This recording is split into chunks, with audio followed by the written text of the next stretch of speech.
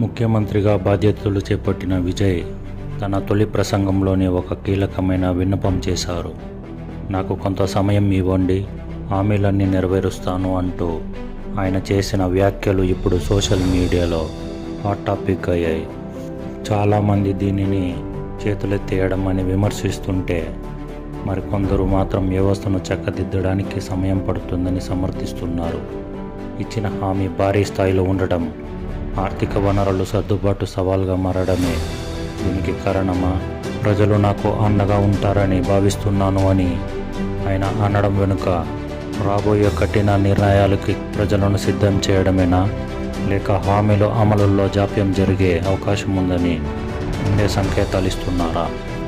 రాజకీయాల్లో మాట ఇవ్వడం సులభం, కానీ అమలు చేయడం ఒక యజ్ఞం.